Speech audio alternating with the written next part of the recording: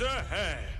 Well, joining me this morning, Rory Boyle, who's a podcaster and commentator, and Gawain Towler, Westminster comms veteran, it says here, Gawain.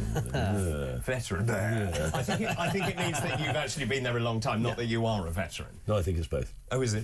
Good morning. Good morning. Very festive. I'm loving the waistcoat. Thank you very much. It's slightly outrageous. I've got another one for tomorrow as well. I'm sure you do. Oh, I really do. Sure you do. That's a nice jumper as well. It's subtle. I saw another one that you... Yes, I decided I can't. I decided I just can't. I did mention that the one you were planning to wear would not be appropriate.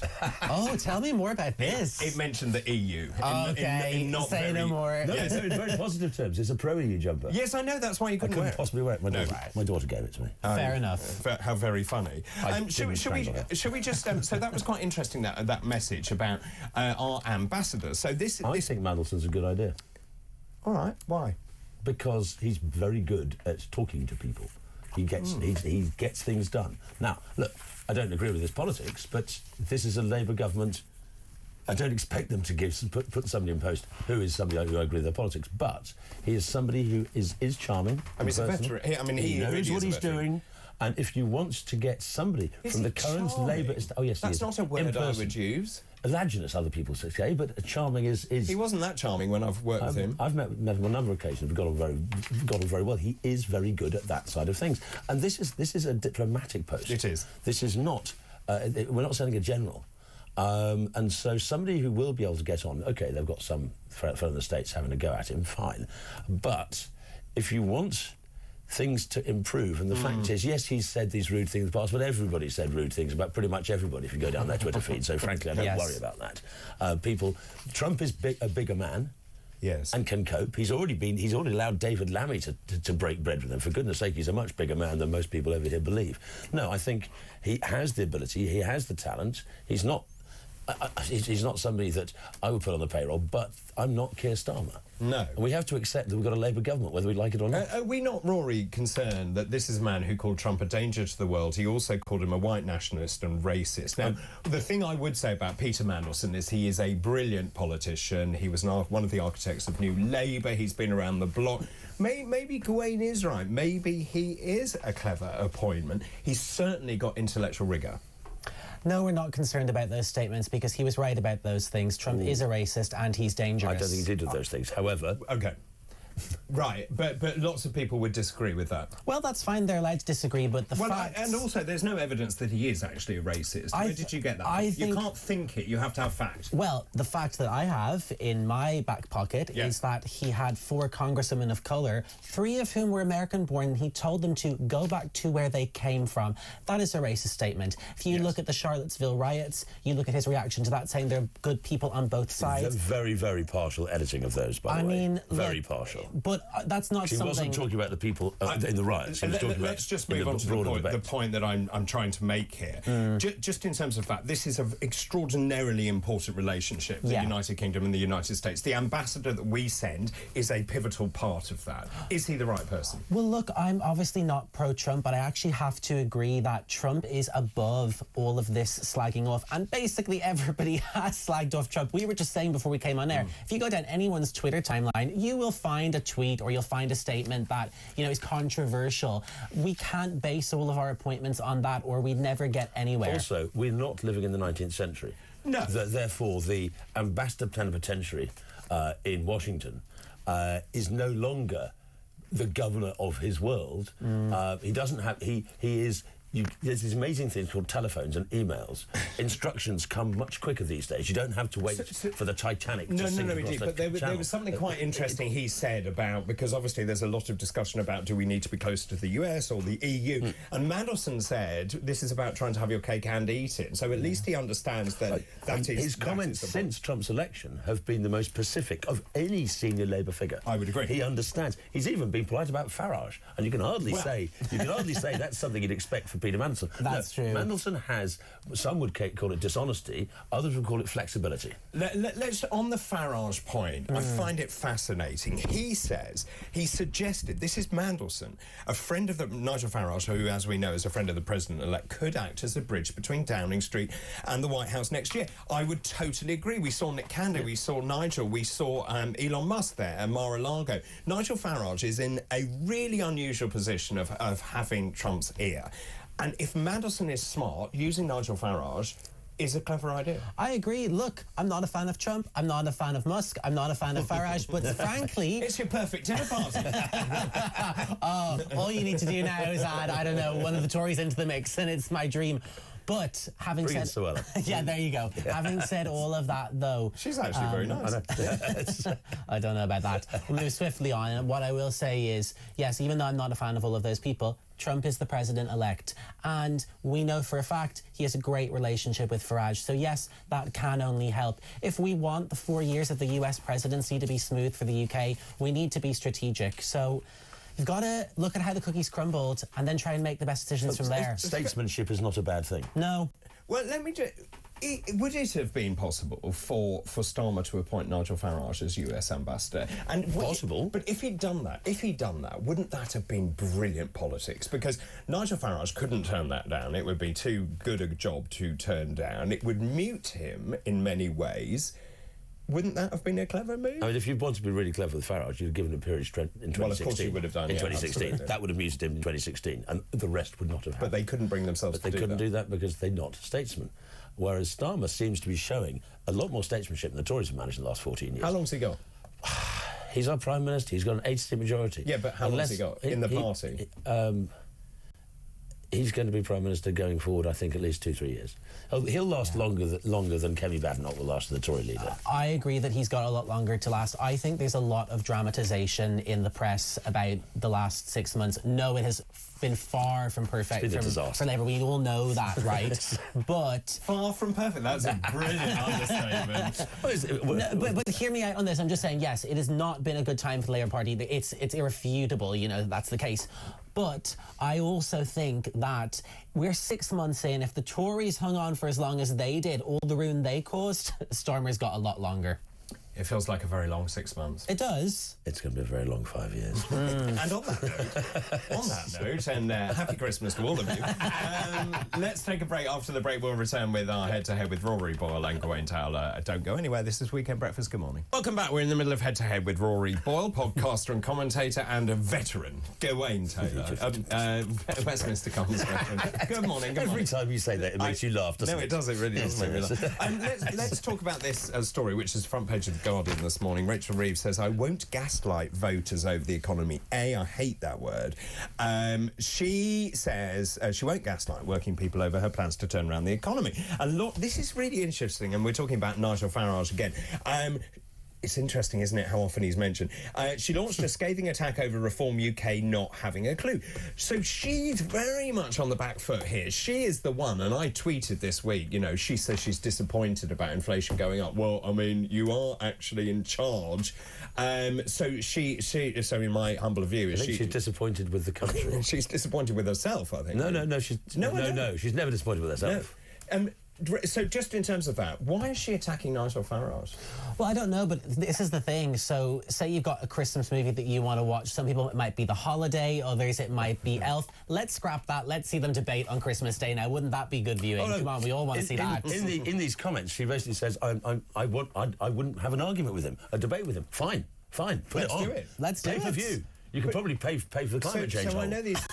You probably could. I know these comments have been. Well, they've not. They've by been the way, reported. she doesn't gaslight the country. That's what she's claiming. So what on earth did she do for the WASPy women? Well, exactly. When she campaigned with her mother as shadow pensions minister. Yeah. Oh, that's gaslighting, if there is such a thing. That's happened a lot, though, you know, in terms of, OK, there's, let's say, a party that aren't the government. They support a particular movement or policy. Then they become the government. Yes. And then they realise, actually, we can't support this. So why not? Well, this is the thing. I don't think Reeves knows what she's doing financially. Billions on climate change abroad. So why, if you have principle and you campaign with your mother and you say, this is what I believe in, then surely you have a duty of care to implement it. You totally do, and it totally is gaslighting. And listen, I wish that I had a Santa's list with me, but what I actually have is a list of things that I wish Rachel Reeves had done financially, or things she could do. You have a list. So, listen, of things that won't be missed. The winter fuel allowance, we've spoken about that loads. I don't want to hammer on about that too much, but I still think that could have been means tested. So wealthy pensioners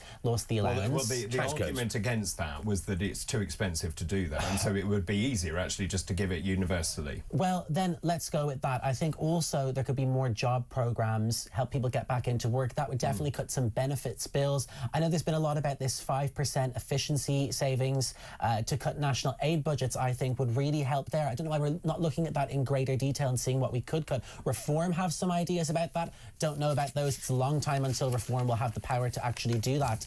And, you know, I'm not big on taxes.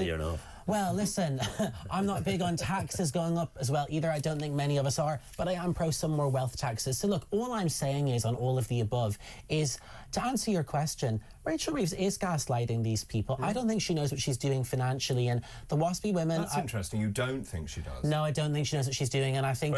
When it comes to the WASPy women, I'll let you in here in one second, but when it comes to the WASPy women, do you think there's some entitlement there? I do think some of them were in a very good financial position and had plenty of notice as to what was going to happen.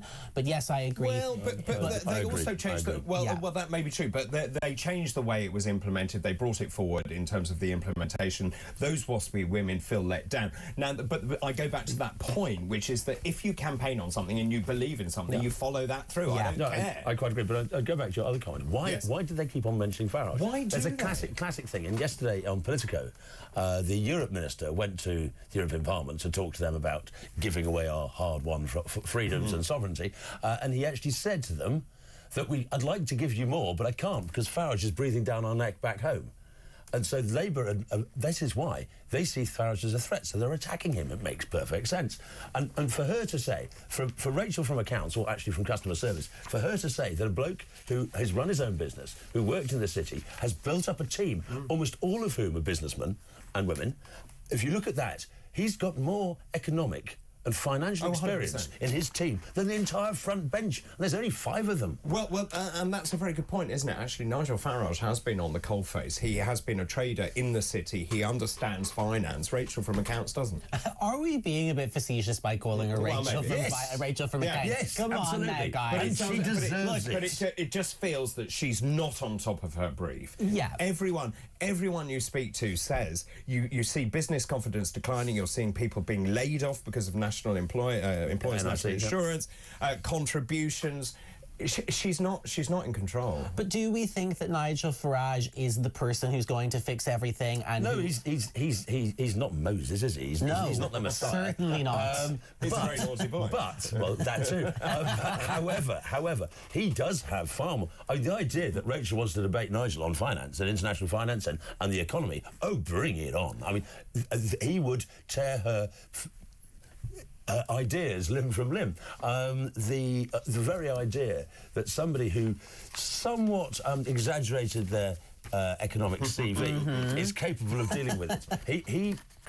I've never met anybody in my life who is able to synthesise and comprehend information so rapidly and turn it into language that is comprehensible to the ordinary person as Farage. He's very, very good at that. Whereas the death watch beetle of the economy that is Rachel Reeves seems to struggle, seems to trip. And then, I mean, if she's backed up by Starmer, he clearly doesn't have a clue about the economics. So who do they have? How many people on their front bench has ever run a business, has ever had payroll, has ever been responsible for people's lives? It is extraordinary, isn't it? Just the lack of experience on that front bench. Yeah, or in anything. It's pretty worrying, and I don't like all the infighting that there's been over the last 6 months. I think that's been a really bad look, and frankly, that's politics. That's politics. But I think that in the first 6 months, I thought they would all be a lot more positive, and there'd be more camaraderie around. Isn't that? And that's the nub of this, and we touched on this morning. That when Blair came in, there was vision. Yeah. There was optimism, and I think that was pretty much even those people who normally tribally would vote Tory felt, well, maybe this is a turning point. No one feels that currently. No, but I also think a lot of people were really voting anti-Tory as opposed to pro-Labour. Or not voting at all. Or not voting at all. And I can tell you personally, I really struggled with who to vote for as somebody who has voted for Labour in the past, but didn't like a lot of their manifesto, didn't like what, I somewhat knew that Starmer wouldn't follow through on some of these actions. I didn't like a lot of his statements surrounding trans people. I know there'll be a lot of people listening to this who don't agree with that. That's my viewpoint.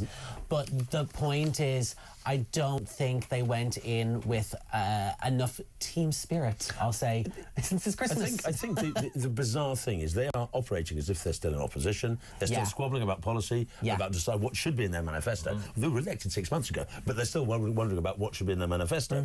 And you've got that. And the other thing is, everybody else in the country knew they were going to be the government 2 years before it happened. Yeah. And yet the only people who don't seem to have realised are the people who are in government. And it's this complete lack of preparation. I mean, to give Sue Gray a peerage for a complete lack of preparation for the election. I have to go to a break. We'll come back to Sue Gray and the peerages and whether they are the right decision on. Welcome back. 8:45, Saturday, December the 21st. I'm very happy I've just been given a custard cream. The festive season must be upon us.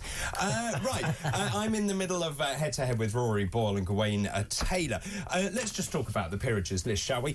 So Keir Starmer giving peerages out to loads of people. Sue Gray, one of them political appointments they've shoved up there because of, obviously, she was going to be head of nations and regions or whatever, and then obviously decided she didn't want to have that. He's given these peerages to the former heads of the Trades Union Congress. Even the union leader who managed to lead the teachers' strike last year, disrupting the country. Also Carwyn Jones, the former First Minister of Wales, going into the House of Lords. Essentially, he's shoving them all in there to change the arithmetic. So it goes from 185 Labour peers up to 211, and that will bring them sort of more into parity with the Conservative Party. It's anachronistic, it's out of date, it can't be right you reward people by shoving them in the upper house. Listen, I'm sure we've all heard of 50 Shades of Grey. We had Sue Gray throwing shade earlier this year and a lot of infighting, right? You've thought about that. I've thought about it. It was in all the headlines. You know, we all read about this alleged infighting. Now she seems to have been shoved here. Listen, if you get £361 a day, allegedly in expenses, and then you've got a subsidised canteen, can I get a job there? Well, we were talking about that. Apparently, the beef, the fillet of beef with triple cut fries was £5. Oh, not bad at work if you can find it, really right? But surely, is it time to get rid of the House of Lords? Yeah, I think it might be. I mean, what I personally would prefer is an elected upper cabinet. I think that might be an... Upper cabinet? Yeah, I think that might be an easier way to do things. What's an upper cabinet? Oh, I got that wrong. Sorry, upper chamber? Upper chamber. Sorry, I prefer an elected upper chamber. I don't know if it's time to scrap the House of Lords completely. I don't like this cronyism, though, and I don't like the idea of Sue Gray just being placed there because it's now convenient. Again, that's what it feels like. It feels like not knowing what you're doing or giving someone something they want because her initial role didn't go the way they'd planned. Yeah, I mean... I don't know. Well, hang on a minute. Thangam Debonair shoved in their former MP. We've also got Luciana sworn blind that it wouldn't happen. Sorry? Having sworn blind that it wasn't going to happen. Look, we could go unicameral, but I think that's a bad idea. I think you do need a revising house. But you've got to decide, before you decide the makeup of the upper house, you've got to decide what you want that upper house to do. Now, do you want it to challenge the lower house? In which case, you have it elected. If you want it to be a revising chamber, then you do need you need to find some way of getting people in there who are the great and the good, the ones who actually are able to make the decisions. Don't we need to have a cap? I like the bishops in there, but they're going to be Labour voters, mostly. But also, hang on a minute, just in terms of the size of this second chamber, now it's enormous, and you've got, whatever, you know... Yes, it's enormous, but you have people, for example, say you're having a debate about rent... Or farming. Yes. Now, quite a few of the old-fashioned hereditaries are landowners. They have to stand up and talk. Most times, the hereditaries don't turn up for that many things, but when they're experts, they come in. Yeah. You don't have all X-hundred in every debate. You have the ones who have expertise, and that's a good thing. Who would you put in the upper chamber? Oh, you really put me on the spot there, but what I was just going to say, sorry, to come back to that was... doesn't everybody do this, though, what Starmer's doing? What I'm saying is, if Kemi was in power right now, let's say... Of course they do. But that doesn't make it right. No, it doesn't make it right at all, but I'm just saying that's why I think we need reform. Or we're just more honest about it and don't pretend that it's just merit. We accept that it is a debating chamber. Oh, I don't know, it'll be hard to get politicians to be honest about something like that. In my romantic sense, I'd get rid of all the lifers, and if you really... and I'd just bring back the hereditaries, And if You would bring back the hereditaries? Yes, absolutely, because they had a vested interest in the country. But if you really think somebody has produced something of value, has achieved, if they are the David Attenboroughs of this world, give them a hereditary peerage. They still do it in Belgium, they still do it in other countries. And that's the really interesting point. If you've got people who are experts in their field, then I would think that is quite a good system. Yeah, I think that does make sense. And as I say, this vast number of peers, they don't turn up to most debates. They only turn up to debates where they're experts. Just very quickly, I want to talk about this. Prison governors, this is a story in the Telegraph today, have spurned the formality of being addressed as Sir, Miss or Ma'am. They've told inmates they can call them by their first names. They can't call them offenders either. So, no, you can't call them offenders. They are residents. They wouldn't be there if they weren't offenders. It's ridiculous. Quiet. Off your soapbox. So there is no Ministry of Justice guidance on how governors should be addressed. But many of the governors are now adopting this informal approach. Even if the traditional prisons stick with the convention, the staff address each other by their surnames. The governor is known as the governor. I'm sorry, you're a prisoner. Why are you calling the governor by your... Hi, Dave.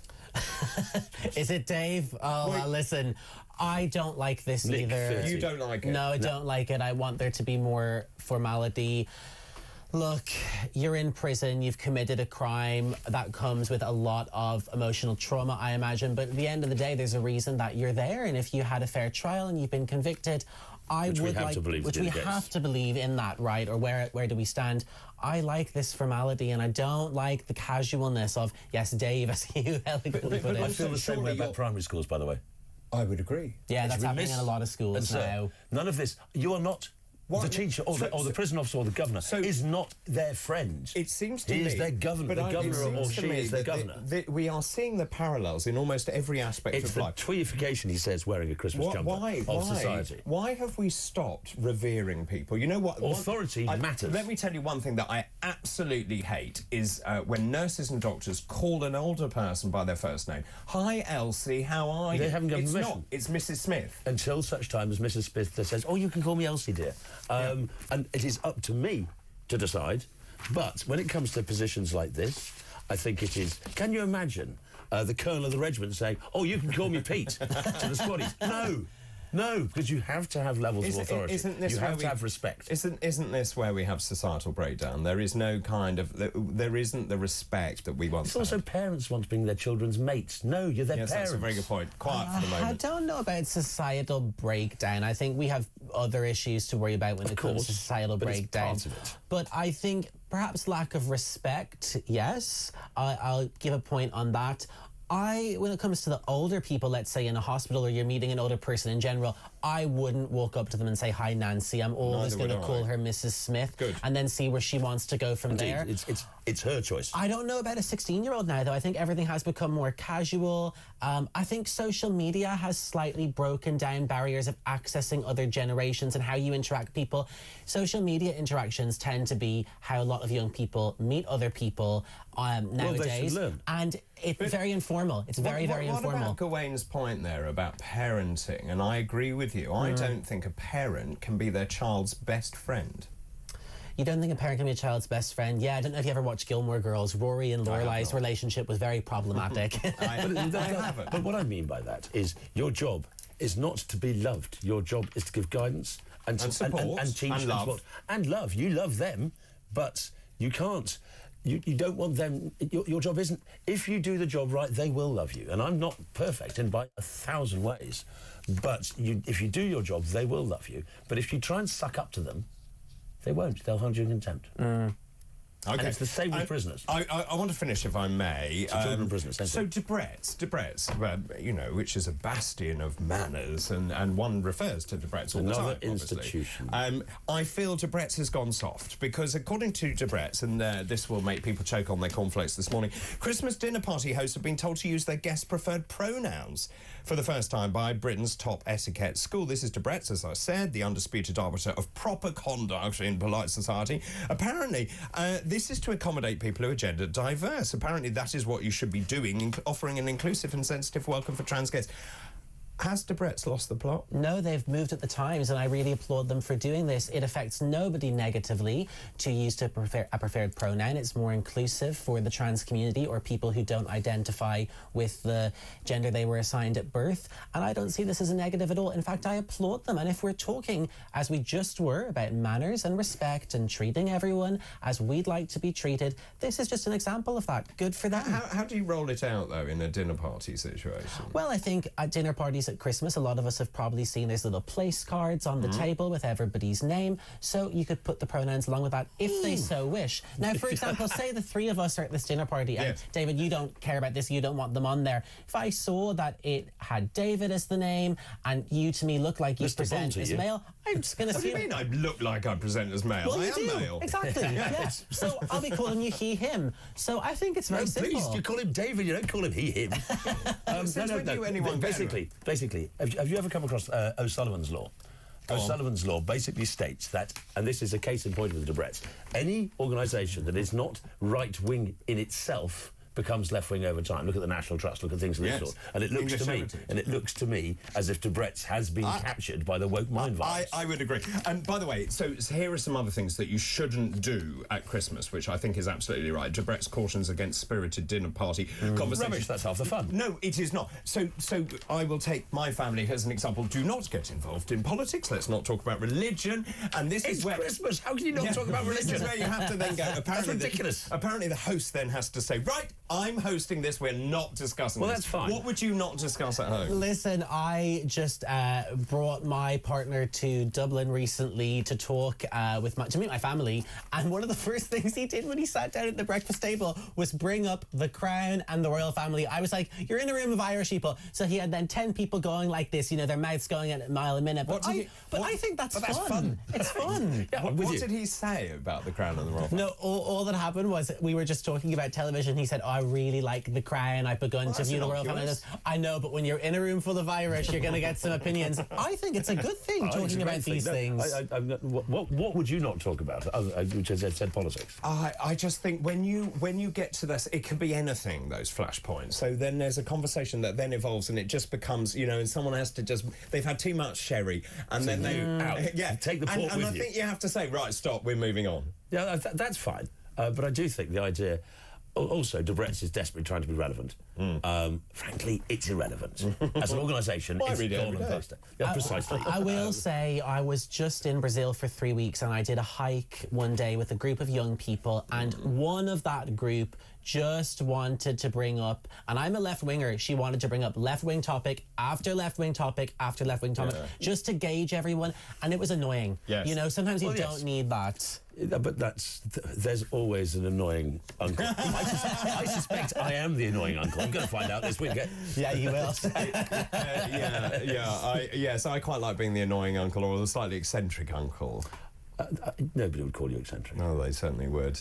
Normality is our own thing. In fact, my pronouns are very normal. And mine are slay and serve. And mine is very naughty. Thank you very much indeed. Rory Boyle, podcaster and commentator, Gawain Towler there, Westminster comms expert. That was today's Head to Head.